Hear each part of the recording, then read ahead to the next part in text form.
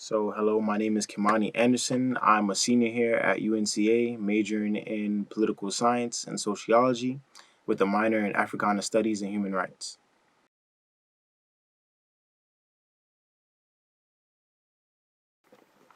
My entire family is from the Caribbean.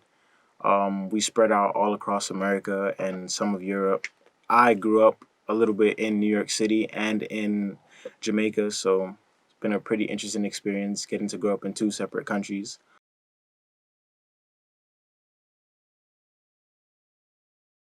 So I had a very unique strong black experience. I would call it that. I grew up in a part of Jamaica that's very inland, which means that there isn't a lot of tourists. There's not a lot of people coming there for any one particular reason. It's a very small community. Everybody knows everybody, and it goes back generations.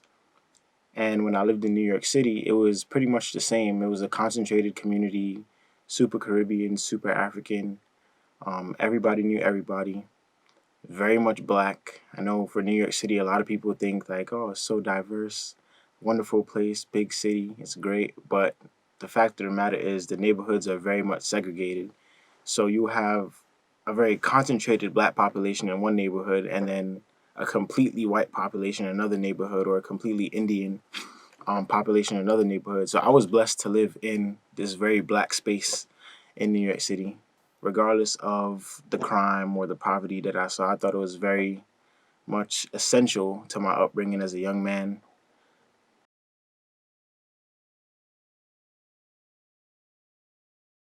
I think I was fortunate to grow up in that kind of space because everyone doesn't have the opportunity to be surrounded by people that look like them, think like them, act like them, and are in positions of leadership and positivity like they are. And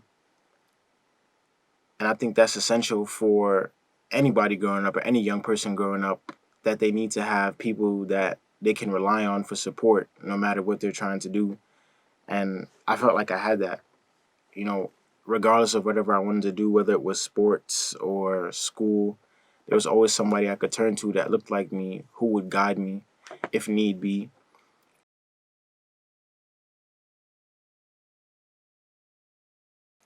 I ran track. I started running track in eighth grade, towards the end of eighth grade. And I had a lot of D1 offers uh, out of middle school, like eighth grade, early high school, freshman year. Like I was getting D1 offers, D1 letters from all over the country. But then I got hurt. So when you get hurt really bad, I tore my hip flexor and my quad all the way down. You get hurt really bad, and it's very hard to come back from an injury like that. So I wasn't running too good my sophomore and junior year, and the big schools started to like, we don't want this. We don't want this guy. So I had to start looking into lesser or like schools that didn't have a very big athletic program, but that were very competitive and good nonetheless. And I looked into UNCA, I looked into Kentucky, Pitt, Nebraska. I got accepted into all those schools: Pitt, Nebraska, Kentucky, UNCA, and the coaches at those schools weren't interested in giving me that much money. But UNCA was just like, well, if they're not gonna take you, like, we'll gladly take you. We'll figure it out when you get here, like how we could get you back to that level. And I respected that because it takes a lot to take a chance on somebody. Furthermore, our sprint coach, Joe Williams, exceptional guy, he he would call me like randomly, like in the middle of the day, like, hey, like how's it going? Like how was class today? How was training? Like what did you do? I'm like, okay, this guy is really interested in me as a person and not just my athletic ability.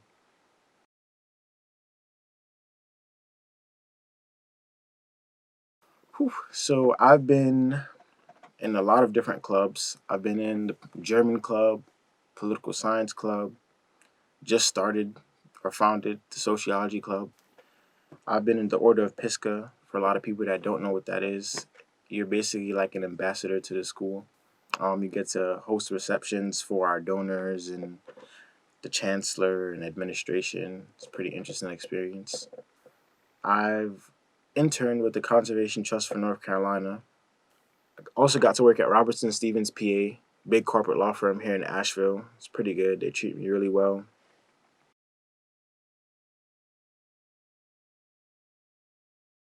I guess it is what I expected in terms of college. There's a lot of interesting things that happens in college that allows you to figure out who you are and what your interests are. And here, it was my first time in a very much white space. So it was like, oh my god, like white people actually exist. Like this is crazy. This was my actual thought. I kid you guys not. Like when I came here from New York City, like I think I only knew one white person, like intimately, my whole life living in New York City. So when I came here to college and I saw all these white people and my roommate was white, I was like I gotta live with this person in this room. This is not gonna work. But it was good for my growth. You know what I mean?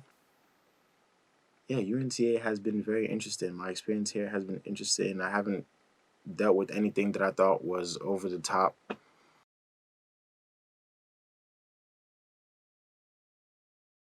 One of the big ways that I've tried was becoming SGA Vice President, definitely, because I wanted to create this black leadership on campus and create a space where more black students felt comfortable in talking to people in leadership positions and kind of serving as, I guess, a bridge between administration and these students of color, or between students of color and students that are white, and helping to put on these events or have these spaces where everybody's able to just hear from one another, their experience at UNCA or their experience before UNCA, and how we can be mindful of each other's circumstances when we go about our day to day lives.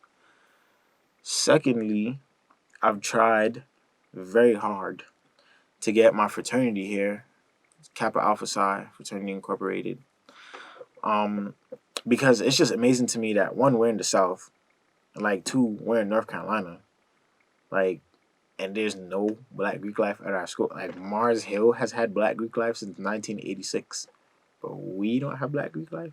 That's like what's happening here. I cook a lot of black food, and I invite people over to my apartment all the time just so they can have a home cooked black meal and feel welcome. And I also invite people to come stay at my house in New York all the time, which is like crazy because I don't even let people in New York come to my house like that, really. In college, you have to find like your set group of friends. It might change over time, but it is really important to have people that you can lean on while you're here because you'll get lost in the sauce and you'll spend many a nights in your room lonely in the dark. And especially if you're far away from home, that can be very taxing on your mental. So you have to find at least, I'd say, three friends that you really trust and you really can lean on. You guys can lean on each other. So,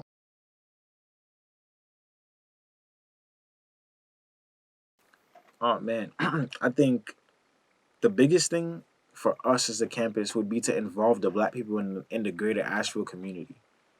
Because I remember, I don't, do you know Brandon that worked for Center of Diversity Education? Brandon said that when he was growing up in Asheville, like all the black people knew not to come near campus. And I'm like, that's strange. And I'm sure there's still effects of that today. Like, even though he's probably in his mid or late 20s right now, like, there probably still is that generation of people that are saying, well, don't go near that campus. Like, we only go in there for basketball games, and that's when we all together.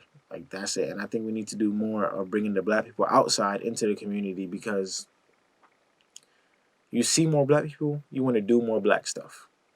Like, that's just the reality of the situation.